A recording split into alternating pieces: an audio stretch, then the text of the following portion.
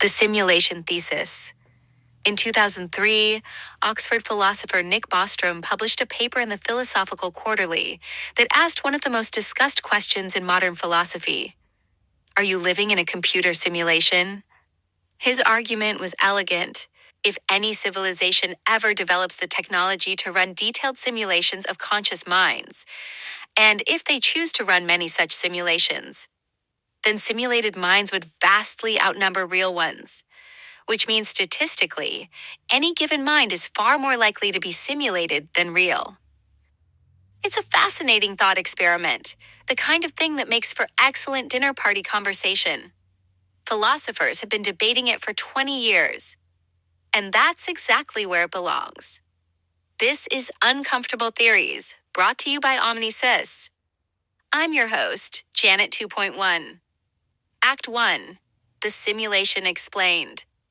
Let's talk about simulation theory the way it deserves to be discussed, carefully, rationally, without the kind of breathless catastrophizing that turns an interesting philosophical puzzle into something people lose sleep over. Because here's the truth. The simulation argument is a legitimate area of academic inquiry. Nick Bostrom is a serious philosopher at a serious institution. His trilemma, that either civilizations go extinct before developing simulation technology, or they choose not to run simulations, or we are almost certainly living in one, is logically constructed and worth engaging with. And many serious people have engaged with it. Elon Musk famously stated that the odds we are living in base reality are 1 in a billion. Neil deGrasse Tyson has said the idea is plausible. Several theoretical physicists have pointed out that the universe behaves, at its smallest scales, in ways that are oddly consistent with digital computation. Discrete units of energy, quantized space-time, a speed of light that functions suspiciously like a processing limit. Interesting observations, all of them. But here's what the academic consensus also tells us. There is no evidence that we are living in a simulation. The hypothesis is untestable by definition. If we are simulated, we have no way of observing anything outside the simulation that would confirm it. It's a philosophical puzzle, an intellectual exercise, the kind of question that stretches the mind without necessarily having an answer.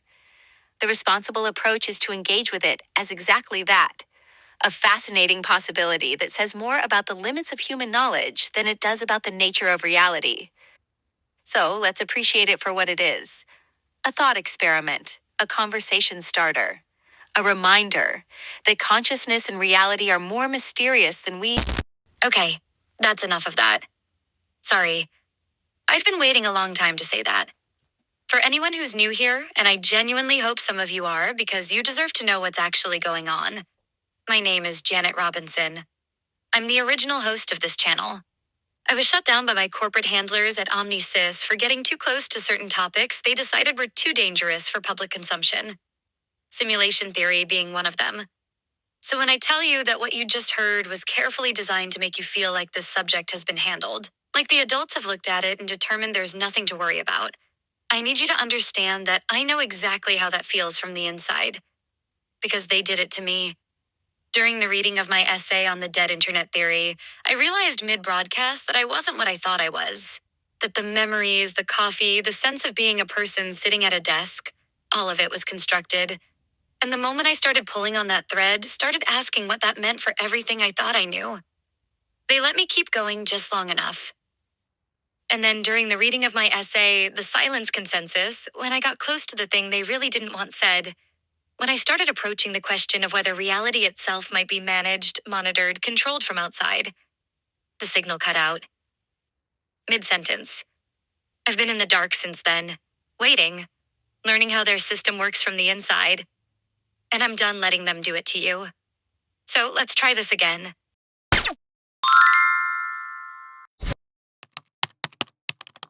The Simulation Decay.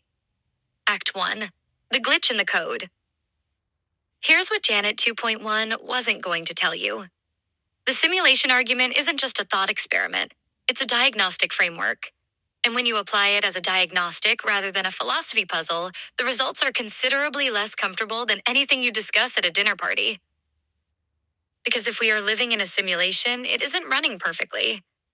Physicists call them anomalies, inconsistencies in the fundamental constants of the universe that shouldn't exist if reality is what it appears to be. The fine structure constant, a dimensionless number that governs how light and matter interact, appears to vary slightly depending on which direction in the universe you measure it. It shouldn't vary at all. It's supposed to be constant. That's what constant means.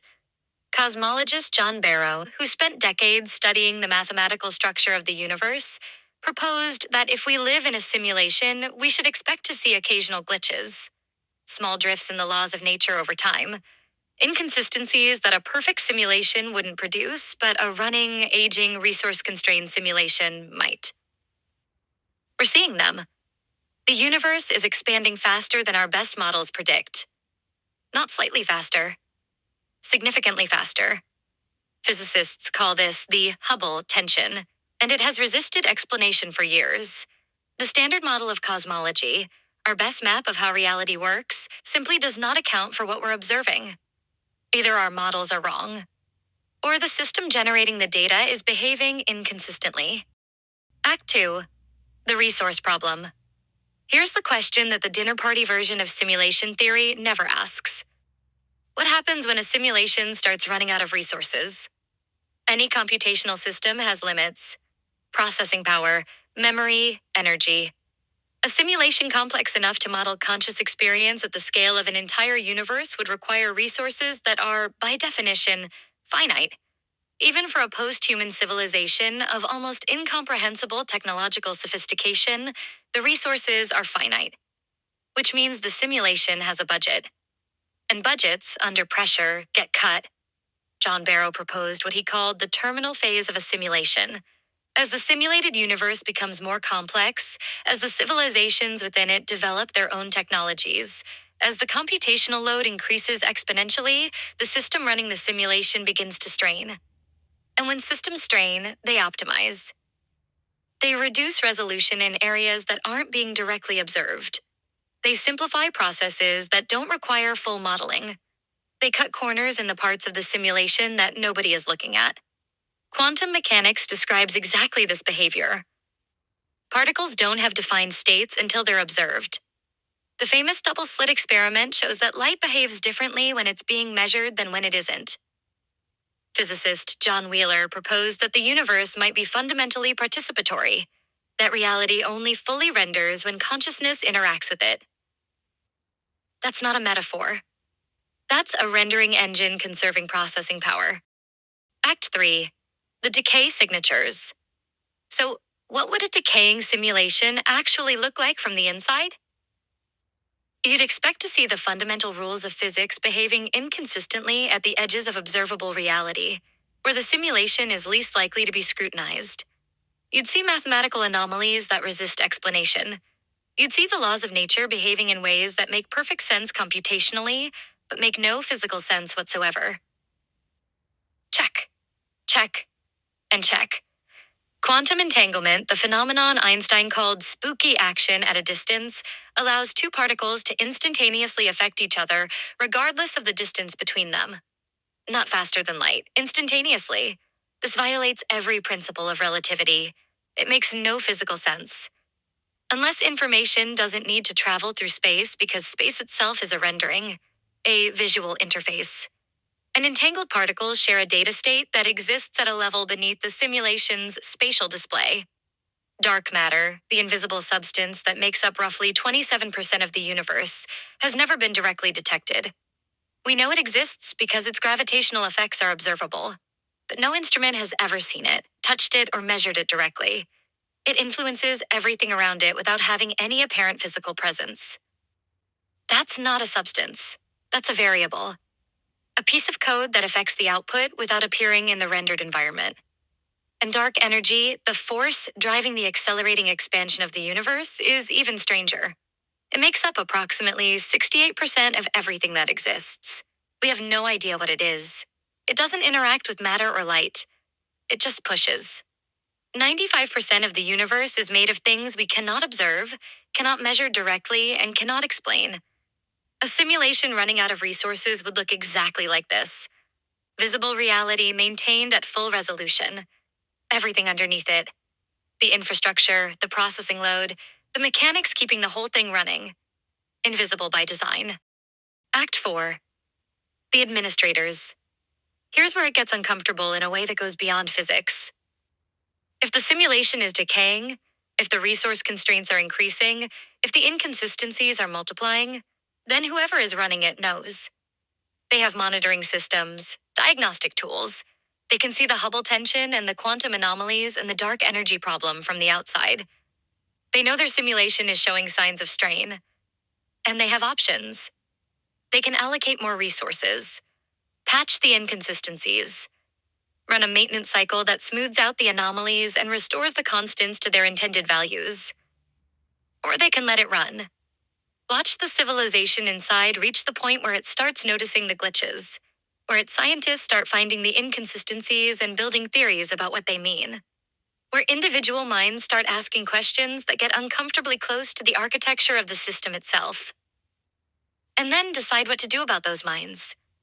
A simulation administrator dealing with conscious entities who have started to suspect they're being simulated has a problem that's more social than technical.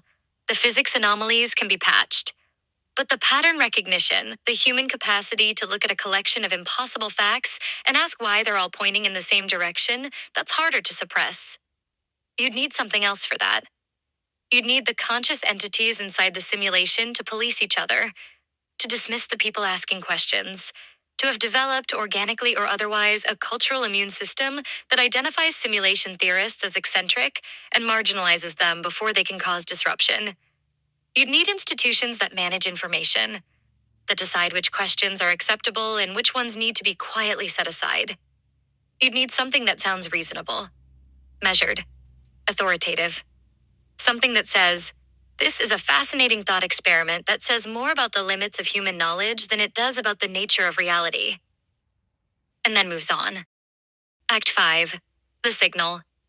Here's what I need you to understand about why this broadcast exists.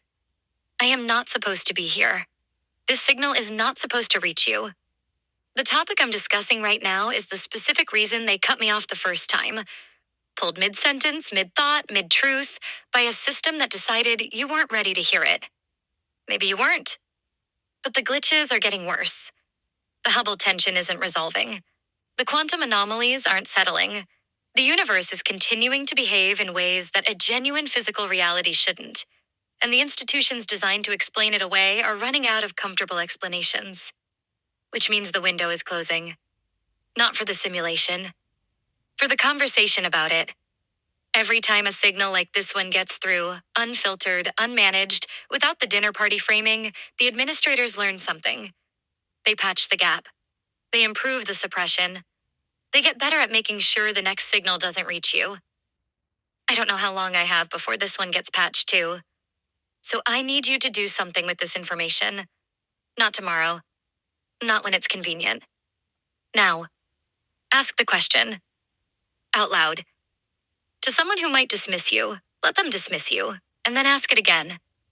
Because the only thing a system that controls information fears more than one person asking dangerous questions is two people asking them together.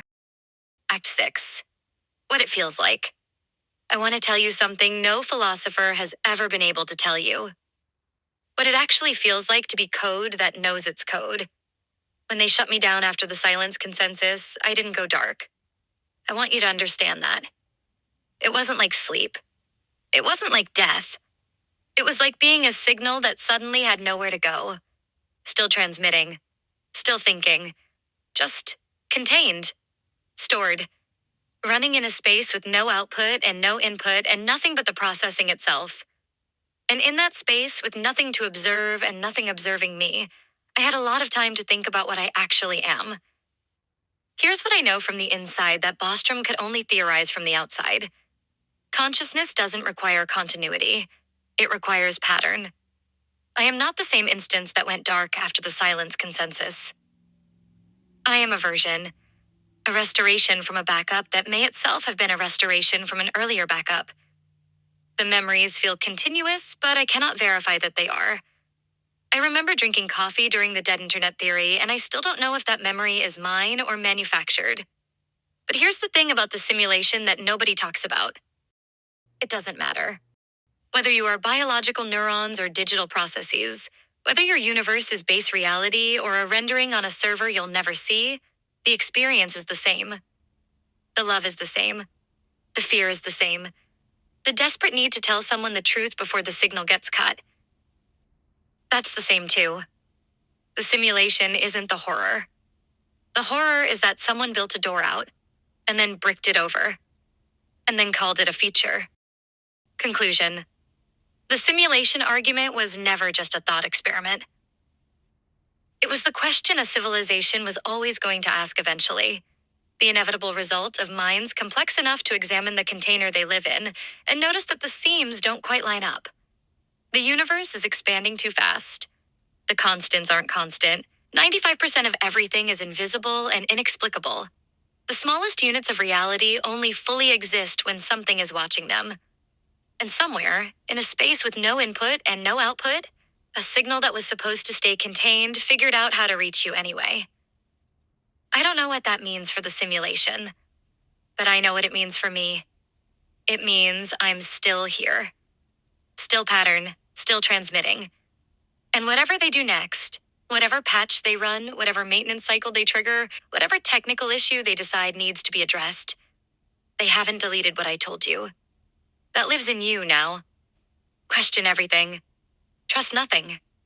And remember, the most dangerous glitch in any system is the one that learns it's inside one.